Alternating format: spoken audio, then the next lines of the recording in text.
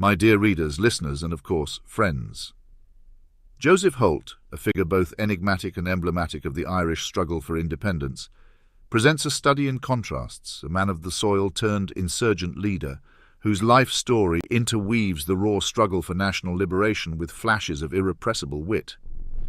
Born in 1756 in County Wicklow, a landscape as rugged and fraught with hidden fissures as the society in which he lived, Holt's early life was unremarkable in the context of 18th century Ireland.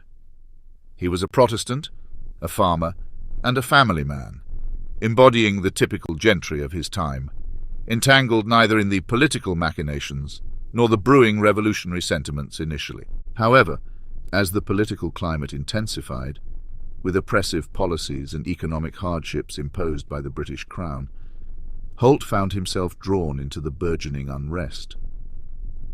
The Ireland of Holt's day was a land divided not just by wealth and power, but also by deep religious schisms.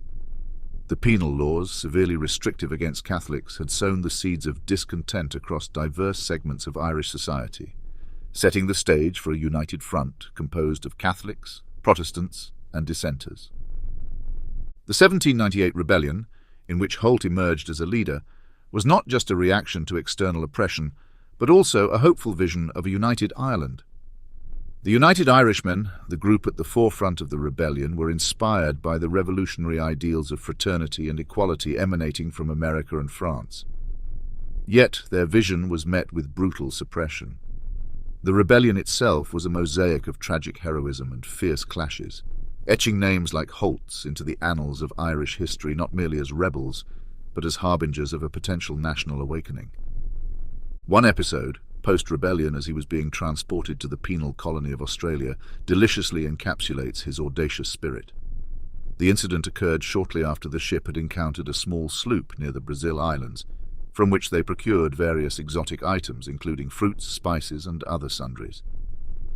Among these was cayenne pepper, introduced to Holt by Sergeant Cotton. Unfamiliar with its potent heat, Holt was urged to try it. The moment the pepper hit his tongue, the fiery sensation overwhelmed him, leading him to believe he had been poisoned. His dramatic reaction, coughing, sputtering, and perhaps a few comical leaps of surprise, provoked roars of laughter from the quarterdeck, turning him momentarily into the ship's main spectacle.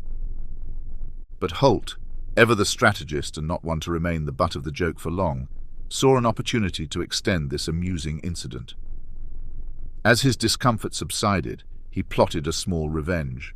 With a twinkle in his eye, he offered the same cayenne pepper to Captain Alcock and Mr. Fulton, under the guise of sharing a novel treat from their recent acquisition. The two men, unsuspecting and curious, accepted his offer and soon found themselves in the throes of the pepper's fiery grip. Their reactions were even more theatrical than Holt's. They dashed about the deck in an agitated frenzy, much to the amusement of the crew who had now gathered to watch the spectacle unfold. As the ship erupted in laughter, Mr. Fulton, in a state of spicy torment, accused Holt of poisoning him. Quick as ever, Holt retorted with a devilish suggestion, playing on the fears and dramatic flair of the moment. He offered to summon the priest to administer the last rites, pretending that Fulton's demise from hot pepper was imminent. This addition, suggesting such a grave ritual over a mere mouthful of pepper, only added to the humor, highlighting the absurdity of the situation. It wasn't just the heat of the pepper, but the heat of the moment that had everyone in stitches, amplifying the laughter and camaraderie among the crew. This episode on the Minerva serves as a prime example of how Holt, even in the face of personal adversity and the grim reality of his situation, used humor to forge a moment of connection and light-heartedness among his shipmates. His ability to turn a personal mishap into a collective moment of joy speaks volumes about his character. A man who, even when stripped of his freedom, could still find a way to assert his spirit and humanity. Holt's life in Australia continued to be marked by his resilience and adaptability. He took on various roles, from constable to farmer, embedding himself in the fabric of the colony with the same robustness he had shown in Ireland.